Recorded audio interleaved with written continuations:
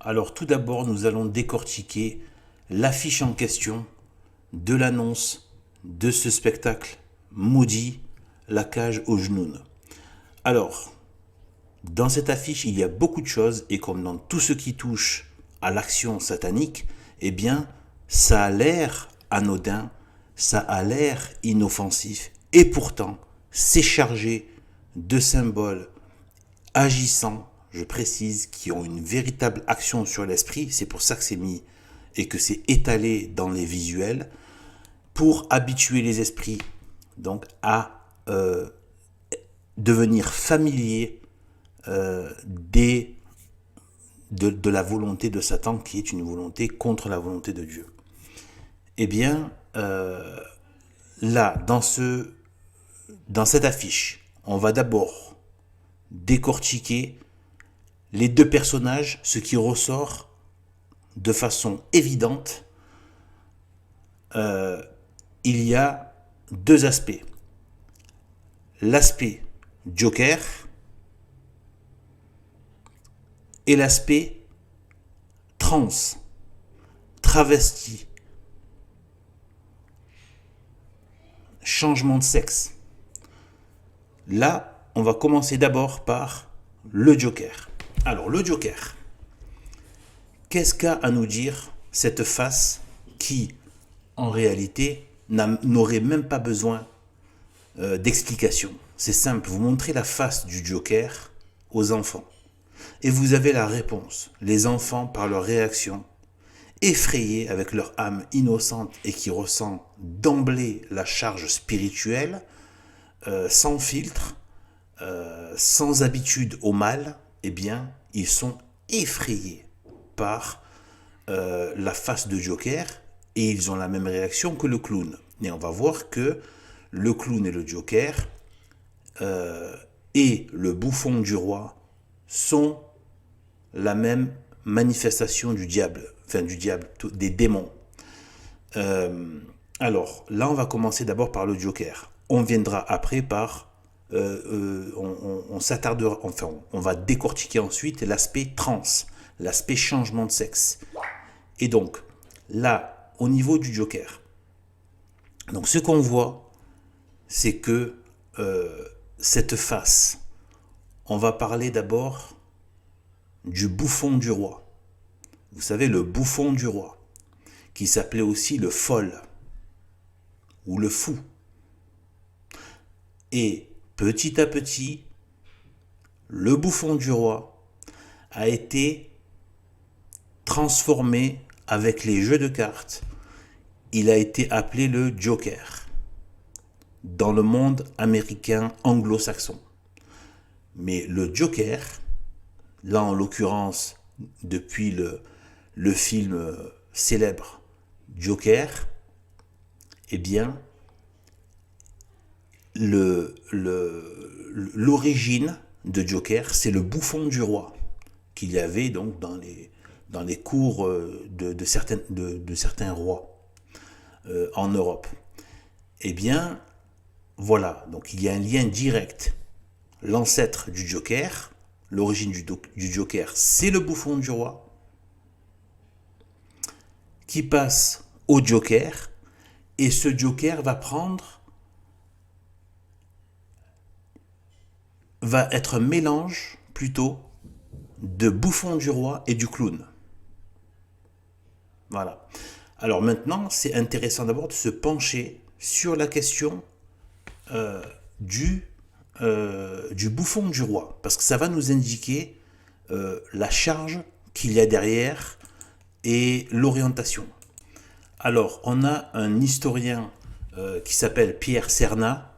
Il a fait un article dans le site L'Histoire. Bon, c'est un historien du système, hein, voilà. Donc, mais bon, il n'empêche que forcément, il a beaucoup de ressources en termes d'informations historiques, voilà, même si l'orientation peut être très système. Mais là, ce qui nous intéresse, c'est déjà ce qui peut nous dire de sur le bouffon du roi. On va le lire ensemble, donc. L'épîtrerie d'un seul incoq. Le personnage du bouffon ou du fou, les deux termes sont synonymes, donc bouffon et fou. Figure subversive du pouvoir n'est pas nouveau. Depuis la fin du Moyen-Âge, se tissent des liens complexes entre le sommet de l'État et la figure de son double déchu. Je l'ai souligné pour vous mettre ça. Donc le double déchu. C'est un historien du système qui le dit, donc qui révèle ce qu'avait comme signification symboliquement et tout ça, le bouffon du roi, la figure de son double, le sommet de l'État, d'accord, le sommet de l'État, c'était le roi, et la figure de son double déchu. Le roi est grand, le bouffon est petit. Ça, c'est moi qui le dis.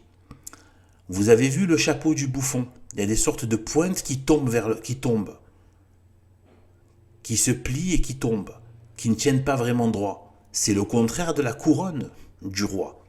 Moi, c'est ce que moi j'y ai vu en tout cas. Donc on voit vraiment que c'est son double déchu. Le roi a de la noblesse, le bouffon a quelque chose de grossier. Le roi a des vertus et le bouffon a du vice. Donc on voit vraiment que c'est le double déchu. Eh bien, on peut, là c'est moi qui parle, c'est pas cet historien. Eh bien, moi j'y ai vu, j'y reconnais la marque de Satan. Alors non pas qu'il soit le double de Dieu, parce qu'il ne peut pas y avoir de double de Dieu, mais il y a des gens qui veulent, qui croient pouvoir ou qui sont dans la folie, la démence de croire qu'ils pourraient prendre la place de Dieu. Eh bien, et du coup, ceux qui essaient de faire ça ne peuvent finir que par ressembler à des singes et à des pitres. C'est pour ça que les pères de l'Église ont appelé le diable le singe de Dieu. Donc il singe Dieu en permanence. Eh bien, le bouffon singe Dieu. Singe le roi. On sait que le roi aussi, normalement, il est de droit divin. Donc c'est une sorte de Satan qui va venir titiller, essayer de remettre en question le roi, l'attaquer, etc. Tout en sachant, comme Satan, que ce n'est pas lui le maître, et qu'il suffit qu'il prenne trop de liberté, ou qu'il dépasse certaines bornes que Dieu a mis en place. Donc là, en l'occurrence, que le roi, dans le cas du roi, a mis en place. Et s'il dépasse ces bornes-là, il peut se faire tuer. Il peut finir au cachot ou tuer. Voilà. Voire torturer.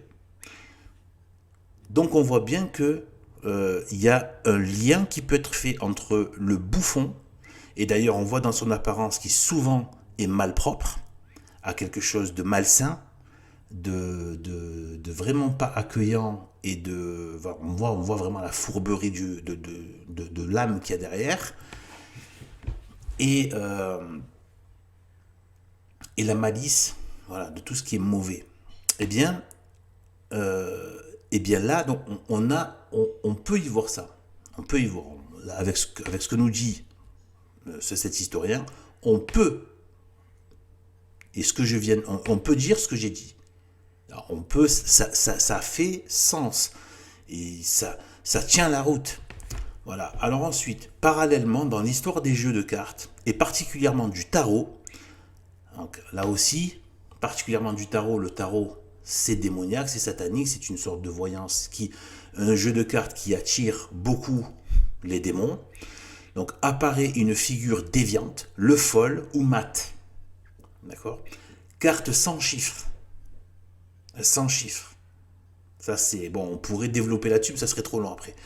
Donc, et gagnant progressivement en autonomie, donc l'indépendance non serviam, l'indépendance du diable qui veut qui veut fonctionner par lui-même sans prendre en compte l'ordre de Dieu, pour devenir au 19e siècle, aux États-Unis, le Joker, ce que tout le monde connaît, la carte, puis accéder à l'hyper-célébrité cinématographique dont je parlais tout à l'heure, avec le personnage, le Joker. Eh bien, donc là, on a vraiment donc, le lien entre le bouffon du roi, dit par un historien, et le Joker. Et donc, on en arrive à ce Joker. Donc le Joker, par contre, il a changé un peu d'apparence par rapport au bouffon habituel, au bouffon du roi. Il y a quelque chose qui reste de carnavalesque dessus, mais il y a une face comme ça, cette face peinte en blanc, et qui est une face de mort en fait, et une face d'épouvantable fantôme. Et donc, qu'est-ce que va nous dire le Joker, donc bouffon et clown? Maintenant, il faut se pencher sur le clown. Le clown, c'est quoi? Toujours pareil, les enfants. Pour savoir si quelque chose est d'ordre satanique, un personnage est satanique ou pas, le mieux, c'est surtout pas de demander à des crétins qui sont passés par l'université, qui ont été crétinisés. À la base, ils n'étaient pas crétins. Mais l'université, gauchiste et sous influence des loges des frères Latruelle, eh bien, fabrique de sombres crétins, menteurs, fourbes, etc., etc., et très incultes. Et donc, qui croient bien sûr être autonomes, c'est ça, ce qui est le comble en plus, et qui croient être dans la vérité, ce qui est le comble. Bon. Eh bien, il faut demander à des enfants. Les enfants, vous leur montrez le Père Noël, que j'ai fait des vidéos, vous pouvez aller voir, le Père Satan. Voilà, c'est le Père Satan. Eh bien, les enfants sont limite en crise d'angoisse, quoi. Ils paniquent, ils pleurent, ils hurlent, ils sont terrorisés. Pourquoi est-ce qu'un personnage sympathique fait péter les plombs à des enfants? Le clown, pareil, les gamins vont se cacher, ils ne supportent pas cette présence. Moi, je suis désolé, vous leur mettez un doudou, ils aiment trop, vous leur mettez des animaux. Ah, ils adorent ça. Ils vont se régaler, ils vont les désirer, mais ardemment. Ça va les émerveiller. Vous leur mettez, par exemple, des bons personnages. Par contre, vous leur mettez soi-disant des personnages pour enfants, et en fait, c'est aussi des façons de démoniser l'enfance, avec donc des apparitions démoniaques que sont le Père Satan dit Noël et le clown. Comment est-ce qu'on peut détecter que le clown? Il y aurait beaucoup à dire, mais je ne peux pas trop m'étaler. Je vais essayer de dire des points les plus cruciaux, même si on peut aller plus loin. On peut aller plus loin. Peut-être que j'en ferai une vidéo à part entière. Mais ce qu'on peut dire de sûr, c'est que la face du clown, c'est une des faces que prend le démon dans des apparitions pseudo-culturelles pour s'afficher et marquer les esprits avec sa figure et quelque part s'incarner. Eh bien, regardez donc quelle est l'origine de cette face de clown. Donc on a cette teinte blanche et on a, vous voyez là, cette horrible face ignoble. Donc on a le nez, vous savez le nez rouge en fait, de clown là, le nez de clown. En fait, à la base, c'est juste qu'il était teint en rouge. Ça, c'était le vrai clown en fait, la vraie face de démon. En fait, c'est que le nez était teint en rouge. Pourquoi est-ce que le nez est teint en rouge? C'est pour effacer, en vérité, pour effacer le nez. Pour que le nez n'apparaisse plus en tant que nez. Vous voyez ce que je veux dire? C'est plus un effacement qu'autre chose. Le nez s'efface. Donc il n'y avait pas vraiment de boule rouge en fait à la base. Mais c'était un maquillage rouge sur le bas du nez pour effacer le relief du nez. Pourquoi l'effacer? Parce qu'un serpent n'a pas de nez. Or, la face du démon prend la face du serpent. Le dragon, le serpent antique dont parle la Bible, le Léviathan dont parlent même les Hébreux dans l'Ancien Testament, le serpent dans le Jardin d'Éden, le démon. le dragon dont parle Saint Jean dans l'Apocalypse, eh bien, ils prennent véritablement des apparences du serpent. Eh bien, donc, ils effacent le nez. Parce qu'il n'y a pas ce relief de nez. Donc, ils effacent le nez. Et ensuite, là, vous voyez que, donc, au niveau de la bouche, eh bien, il y a la fameuse langue du serpent et qui remonte jusqu'aux yeux. Vous voyez les deux traits qui partent en hauteur. En fait, ça, c'est la langue du serpent. Et on peut le voir quand on voit un serpent de face qui met donc sa langue vers le haut. Donc, on voit, il n'y a pas de nez.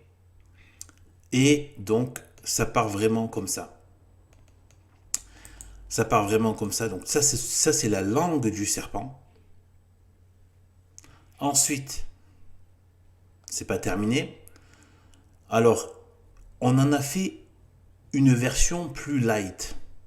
Plus light avec les faces de clown. Par exemple, ici, vous voyez dans le Joker, là, eh bien, il y a toujours cette espèce de sourire qui monte bizarrement sur les côtés et vers le haut. Alors, soit c'est la langue, soit c'est la bouche du serpent. Enfin, si on peut appeler ça des lèvres du serpent. Regardez un peu. Là, vous voyez donc sur les côtés de la bouche du clown et regardez les côtés de la bouche du serpent. Vous voyez la correspondance hallucinante. Donc ce prolongement qu'il y a sur les côtés des lèvres et qui partent en coin vers le haut,